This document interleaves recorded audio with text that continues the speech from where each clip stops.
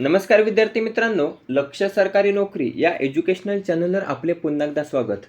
मित्रांनो, आज आपण काही महत्त्वाचे चालू घडामोडीचे प्रश्न या ठिकाणी कव्हर करून घेणार आहोत. आपण कोणत्याही परीक्षेची तयारी करत असाल तर त्या प्रत्येक परीक्षेसाठी यातले प्रश्न महत्त्वाचे असतात. काही महत्त्वाची माहिती देखील आपण या ठिकाणी कव्हर करणार आहोत, जी परीक्षेच्या दृष्टिकोनातून महत्त्वाची असणार आहे. व्हिडिओ शेवटपर्यंत नक्की पाहायचा आहे. सर्व प्रश्न महत्त्वाचे असतात. आजचा आपला भाग असणार आहे 476वा. या भागामध्ये आपण 27 फेब्रुवारी 2026 या दिवसातील काही महत्त्वाचे चालू घडामोडीचे प्रश्न कव्हर करून घेणार आहोत. व्हिडिओ शेवटपर्यंत नक्की पाहायचा. याचा PDF हा टेलिग्रामवर प्राप्त होऊन जाईल. टेलिग्रामची लिंक डिस्क्रिप्शनमध्ये देण्यात आलेली आहे. प्रश्न पहिला आहे, इस्रायल देशाच्या संसदेला संबोधित करणारे पहिले भारतीय पंतप्रधान कोण बनले आहेत? प्रश्न महत्त्वाचा आहे, ज्याचं उत्तर आहे बघा नरेंद्र मोदी. पर्याय ब, नरेंद्र मोदी हे इस्रायल देशाच्या संसदेला संबोधित करणारे पहिले भारतीय पंतप्रधान ठरलेले आहेत. किंवा फिरून प्रश्न विचारला जाईल तर कोणत्या देशाच्या संसदेला संबोधित करणारे नरेंद्र मोदी हे पहिले भारतीय पंतप्रधान ठरले, तर लक्षात असू द्या, इस्रायल देशाच्या संसदेला संबोधित करणारे पहिले भारतीय पंतप्रधान ठरलेले आहेत नरेंद्र मोदी. प्रश्न कसाही विचारला जाईल, फिरून देखील विचारला जाईल, त्यासाठी लक्षात ठेवायचं आहे. आता नरेंद्र मोदी यांनी इस्रायल देशाच्या संसदेला संबोधित कोणत्या दिवशी केलं होतं, तर 25 फेब्रुवारी 2026ला किंवा 25 फेब्रुवारी 2026ला त्यांनी संबोधित केलं होतं. एक प्रश्न विचारला जाईल, इस्रायल देशाच्या संसदेला काय म्हटलं जातं, तर क्नेसेट. लक्षात ठेवायचं आहे, क्नेसेट असं बघा इस्रायल देशाच्या संसदेला म्हटलं जातं. क्नेसेट सदस्य किती आहेत? 120 आहेत. लक्षात ठेवायचं आहे. नुकतंच भारताचे पंतप्रधान नरेंद्र मोदी यांचा इस्रायल दौरा होता बघा, इस्रायल दौरा. तर या इस्रायल दौऱ्यामध्ये त्यांना बघा स्पीकर ऑफ द क्नेसेट नाव लक्षात ठेवायचं. इथे खाली आहे बघा नाव, स्पीकर ऑफ द क्नेसेट. हा जो काही पुरस्कार आहे बघा, तर तो त्यांना त्यावेळी प्रदान करण्यात आला होता, जो इस्रायल देशाच्या संसदेचा सर्वोच्च पुरस्कार आहे. लक्षात ठेवायचा आहे. नरेंद्र मोदींचा हा दौरा कितवा होता? दुसरा दौरा होता. त्यांनी पहिला दौरा हा 2017 साली केला होता. किंवा 2017 साली पहिला दौरा केला होता. आणि पंतप्रधान हे बघा इस्रायलला भेट देणारे पहिले पंतप्रधान ठरले होते. केव्हा? तर 2017 साली त्यांनी भेट दिली होती. पहिले भारतीय पंतप्रधान ठरले होते इस्रायल देशाला भेट देणारे. एक प्रश्न तुमच्यासाठी, इस्रायल देशाचे पंतप्रधान जर आपल्याला माहिती असतील तर कमेंट करून सांगायचे आहेत. पुढील प्रश्न आहे दुसरा प्रश्न देखील तेवढाच महत्त्वाचा असणार आहे. यावर देखील प्रश्न विचारला जाईल. तर केंद्र सरकारने कोणते पहिले सर्वसमावेशक दहशतवादी धोरण हे जाहीर केले आहे? तर प्रश्नाचं उत्तर आहे बघा पर्याय अ, प्रहार. प्रहार हे सर्वसमावेशक दहशतवाद विरोधी धोरण हे बघा केंद्र सरकारने नुकतंच जाहीर केलेलं आहे. यावर प्रश्न काय काय विचारले जातील, थोडीशी माहिती कव्हर करून घेऊया. आता जाहीर कोणी केलेलं आहे? केंद्र सरकारने जाहीर केलेलं आहे. कोणते दहशतवाद विरोधी धोरण आहे? तर प्रहार हे दहशतवाद विरोधी धोरण आहे. थोडीशी माहिती पाहूया. दहशतवादाविरोधात कठोर कारवाई करण्यासाठी केंद्र सरकारने प्रहार हे पहिले सर्वसमावेशक दहशतवाद विरोधी धोरण हे जाहीर केलेले आहे.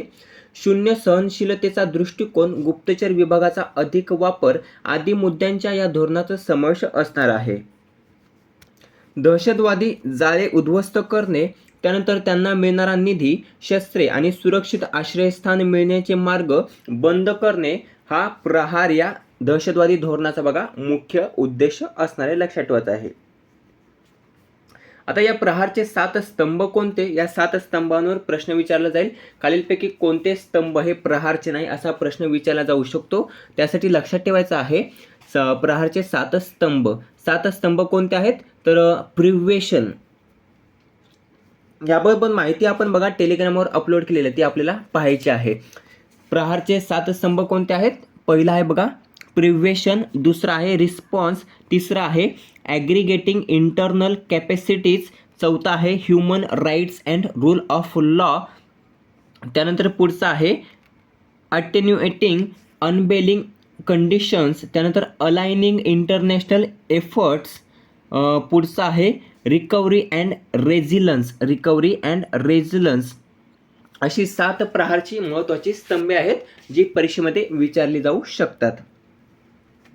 मुख्य उद्दिष्ट काय आहे? मुख्य उद्दिष्ट तर सर्व दहशतवादी कृत्यांना गुन्हा ठरवणे, दहशतवादी, त्यांचे आर्थिक पुरवठादार आणि समर्थक यांचा निधी, शस्त्रे आणि संसाधनांपासून वंचित ठेवणे, केंद्र व राज्य यंत्रणात समन्वय ठेवत कारवाई करणे ही त्यामागची महत्त्वाची उद्दिष्टे आहेत. मार्गदर्शक तत्त्वे काय आहेत? तर शून्य सहनशीलता, पीडित केंद्रित दृष्टिकोन, धर्माशी संबंध नाही, राष्ट्र पुरस्कृत दहशतवादाबद्दल चिंता ही मार्गदर्शक तत्वे असणार आहेत. पुढील प्रश्न पाहूया. तिसरा प्रश्न, यावर देखील भरपूर प्रश्न विचारण्यात आलेला आहे. हा देखील प्रश्न महत्त्वाचा असणार आहे. प्रश्न काय आहे? मराठी भाषा गौरव दिवस कोणत्या दिवशी साजरा केला जातो? कधी कधी प्रश्न असा देखील विचारलेला आहे, कोणाच्या जन्मदिवशी मराठी भाषा गौरव दिवस साजरा केला जातो? तर विवा शिरवाडकर, विष्णू वामन शिरवाडकर किंवा कुसुमाग्रज. तर कुसुमाग्रज किंवा विष्णू वामन शिरवाडकर म्हणजेच विवा शिरवाडकर, तर यांच्या जन्मदिवसानिमित्त बघा मराठी भाषा गौरव दिवस हा साजरा केला जातो. कोणत्या दिवशी? तर पर्याय क 27 फेब्रुवारीला. 27 फेब्रुवारीला दरवर्षी बघा मराठी भाषा गौरव दिवस हा साजरा केला जातो. ऑप्शन म्हणून प्रश्न लक्षात ठेवायचा आहे, मराठी राजभाषा दिवस. मराठी राजभाषा दिवस कोणत्या दिवशी साजरा केला जातो? तर 1 मेला बघा मराठी राजभाषा दिवस साजरा केला जातो आणि 27 फेब्रुवारीला मराठी भाषा गौरव दिवस साजरा केला जातो. त्यामध्ये अजून एक प्रश्न ॲड करायचा आहे. तो प्रश्न असा, मराठी अभिजात भाषा दिवस काय? मराठी अभिजात भाषा दिवस कोणत्या दिवशी साजरा केला जातो? आता तर 3 ऑक्टोबरला बघा मराठी अभिजात भाषा दिवस हा दरवर्षी आता 3 ऑक्टोबरला साजरा केला जाणार आहे. तिन्ही प्रश्न महत्त्वाचे आहेत. मराठी भाषा गौरव दिवस 27 फेब्रुवारीला, त्यानंतर मराठी राजभाषा दिवस 1 मेला आणि मराठी अभिजात भाषा दिवस हा 3 ऑक्टोबरला साजरा करण्यात येणार आहे. कशासाठी? तर मराठी भाषेला बघा अभिजात भाषेचा दर्जा हा 3 ऑक्टोबरला प्राप्त झाला होता आणि त्याच कारणासाठी दरवर्षी आता 3 ऑक्टोबर हा जो काही दिवस आहे तर तो मराठी अभिजात भाषा दिवस म्हणून साजरा केला जाणार आहे. पुढील प्रश्न आहे 4था प्रश्न, महत्त्वाचा स्टार मार्क करून ठेवायचा आहे. राष्ट्रवादी काँग्रेस पक्षाच्या अध्यक्षपदी कोणाची निवड करण्यात आली आहे? तर राष्ट्रवादी काँग्रेस पक्षाच्या अध्यक्षपदी पर्याय क सुनेत्रा पवार. सुनेत्रा पवार ह्या बघा अजित पवार यांच्या बायको आहेत बघा, लक्षात ठेवायचं आहे.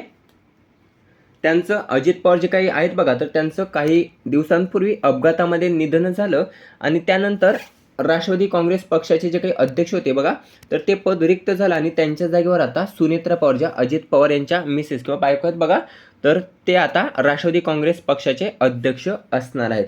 थोडीशी माहिती पाहूया. राष्ट्रवादी काँग्रेस पार्टी सध्या चर्चेचा टॉपिक आहे. आता हे सर्व जाहीर कोणी केलेलं आहे? तर प्रफुल्ल पटेल. प्रफुल्ल पटेल यांनी बघा हे सर्व माहिती जाहीर केलेली आहे. जर आपण स्थापना वगैरे पाहिली तर अध्यक्ष कोण होते जेव्हा स्थापना झाली तेव्हा? तर अध्यक्ष होते बघा शरद पवार. लक्षात ठेवायचं शरद पवार. 1999 ते 2023 या दरम्यान बघा शरद पवार हे राष्ट्रवादी काँग्रेस पक्षाचे अध्यक्ष होते. त्यानंतर 2023 ते 2026 या दरम्यान अजित पवार हे राष्ट्रवादी काँग्रेस पक्षाचे अध्यक्ष होते, परंतु त्यांचं निधन झालं आणि हे पद रिक्त झालं. त्यानंतर आता सुनेत्रा पवार हे पद सांभाळणार आहेत. नवीन अध्यक्ष कोण असणार आहेत? सुनेत्रा पवार हे असणार आहेत. संस्थापक कोण आहेत? शरद पवार, PA संगमा, तारिक अनवर हे राष्ट्रवादी काँग्रेस पक्षाचे संस्थापक आहेत. स्थापना केव्हा झाली होती? तर 1999 साली झाली होती. 1999 10 जून 1999 साली स्थापना झाली होती राष्ट्रवादी काँग्रेस पक्षाची. मुख्यालय कोणत्या ठिकाणी आहे? नवी दिल्ली या ठिकाणी मुख्यालय आहे राष्ट्रवादी काँग्रेस पक्षाचं.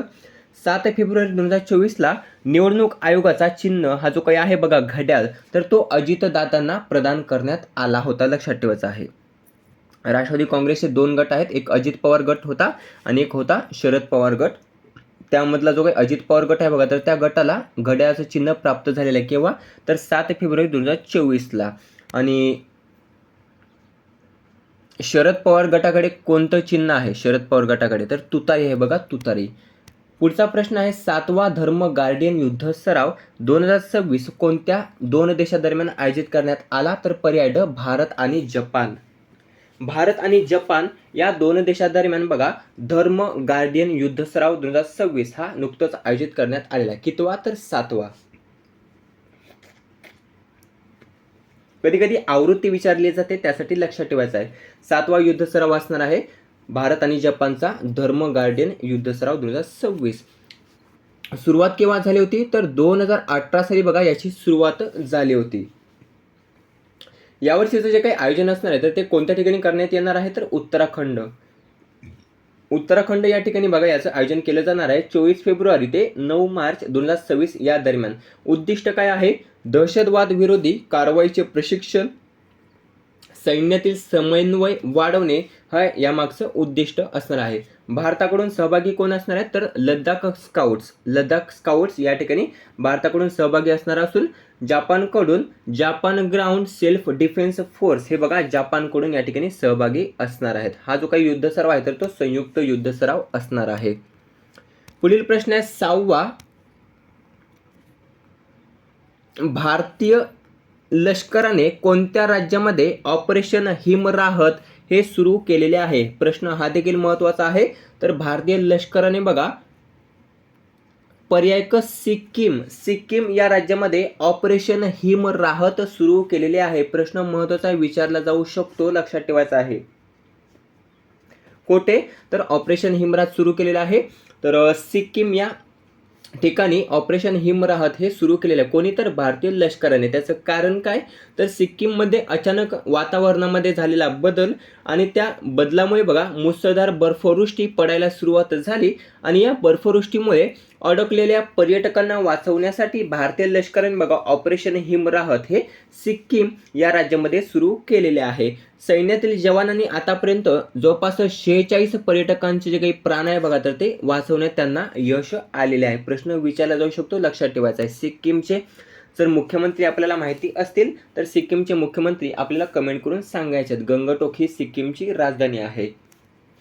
पुढील प्रश्न आहे कोणत्या देशाविरुद्ध पाकिस्तानच्या संरक्षण मंत्र्यांनी ओपन वॉरची घोषणा केलेली आहे?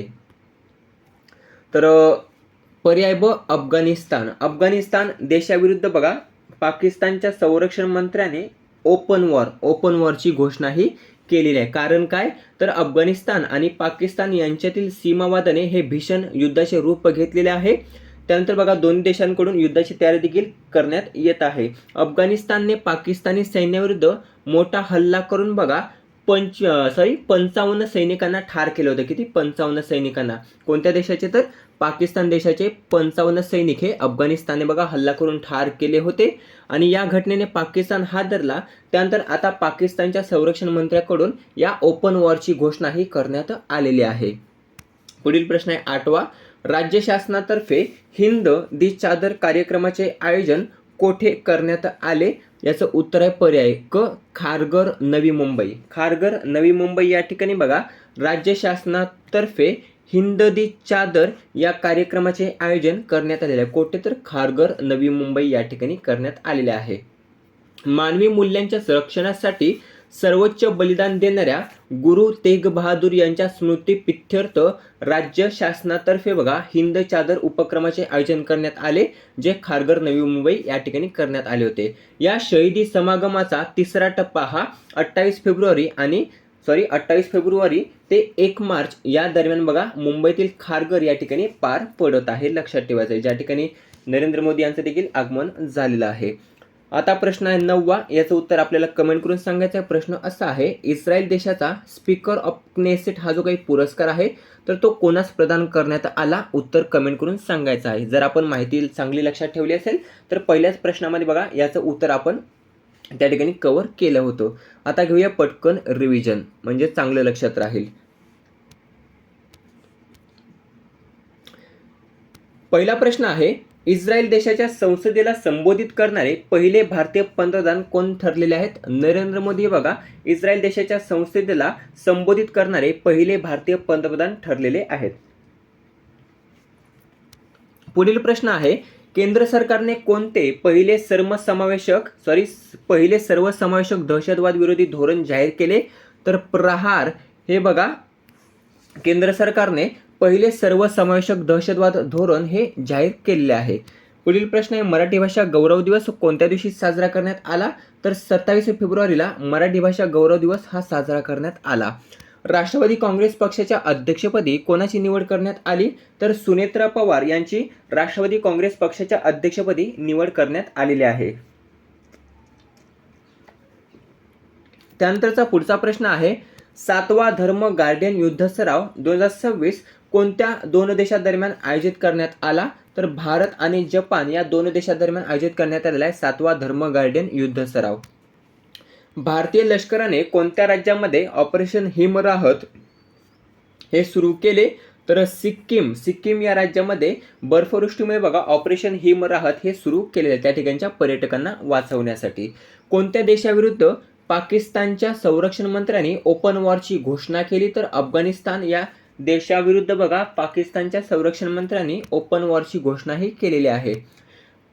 त्यानंतरचा पुढचा प्रश्न आहे, राज्य शासनातर्फे हिंद दी चादर या कार्यक्रमाचे आयोजन कोठे करण्यात आले? तर खारघर नवी मुंबई या ठिकाणी राज्य शासनातर्फे हिंद दी चादर या कार्यक्रमाचे आयोजन करण्यात आलेले आहे. नवा प्रश्न ज्याचं उत्तर आपल्याला कमेंट करून सांगायचं आहे, इस्रायल देशाचा स्पीकर ऑफ द क्नेसेट हा जो काही पुरस्कार आहे तर तो कोणास प्रदान करण्यात आला? उत्तर जास्तीत जास्त कमेंट करून सांगायचं आहे. व्हिडिओ कसा वाटला कमेंट करून नक्की सांगा. व्हिडिओ आवडला असेल तर मित्रांसोबत शेअर करायला विसरायचं नाही. भेटूया पुढील भागामध्ये. धन्यवाद.